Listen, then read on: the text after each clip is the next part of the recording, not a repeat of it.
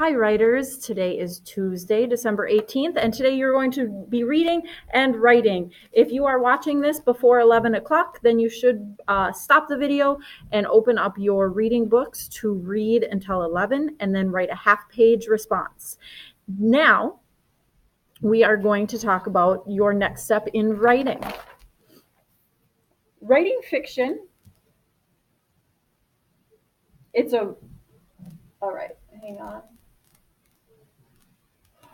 Writing fiction is an amazing process, and you guys already have a great start with your ideas and your plot lines and your characters. You've done all the work. It's now time to dive into it and get into your character's shoes. So today you're going to step into the shoes of your character by writing some scenes. You know how when you read, you feel it's like you almost feel like the character that you're reading about, like Katniss in the Hunger Games. You can feel yourself on the top of in front of that crowd where everybody's looking at you in expectations.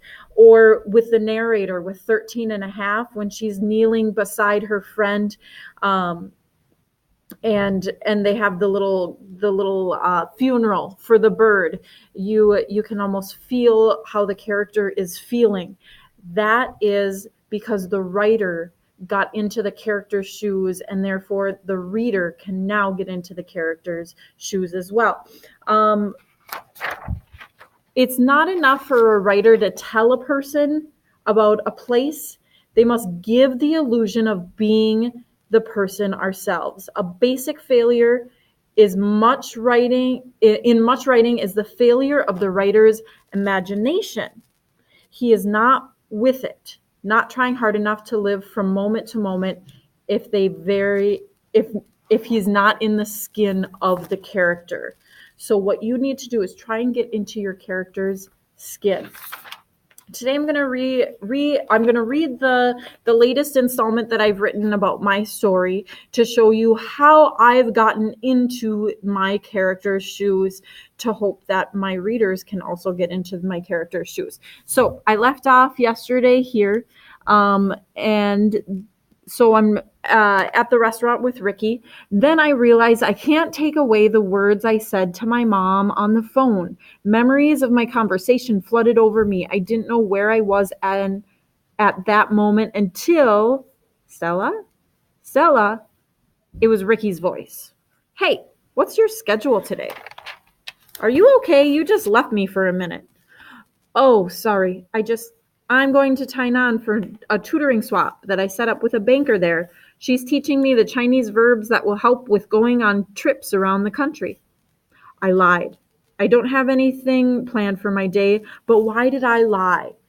All right, so I had no plans for that scene until I just started writing, and it just came out and flooded the pages with words. That is what I want you to work on today. In the story 13 and a half, Rachel Vale says, I was a little winded from the steps, so I just shrugged. Look, I'm constantly imagining I can fly, said Ashley, spreading her arms wide. Do you ever imagine you're flying? I stopped for breath. I sometimes imagine I'm in a bakery.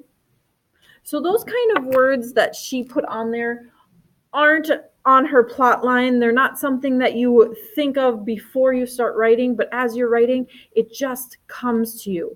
That is what you want to show today. Starting writing and just go with the flow. You'll have time to revise and edit later. I want to remind you that writing is a lot like drama. Once you've written your lead, you need to reread it and become the main character. You need to stand in the character's shoes and see through her eyes, to blush, to hope, to struggle. This way, your readers will also be able to experience the story you put onto the page. Reminder that your stories are going to be out there. We're going to try and publish them.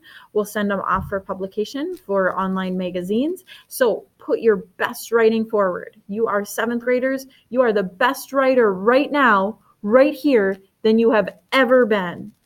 You have learned different tips and techniques. You've written down today how to increase the drama or the tension in your writing, use those things and use your imagination.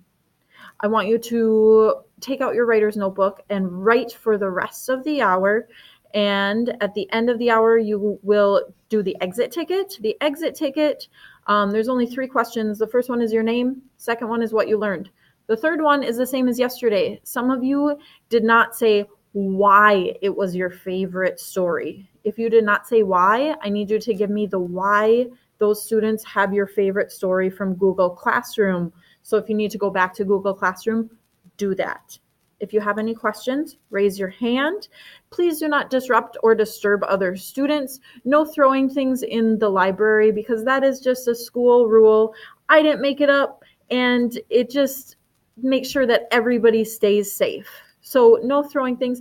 Please be mindful and careful of school supplies such as the headphones, your Chromebooks. Let's not abuse them in any way by throwing them or dropping them. Let's just take care of our things so that we can continue to use them well. All right, good luck, students. Happy writing, and let your imaginations fly. If you have any questions, please raise your hand. Thank you.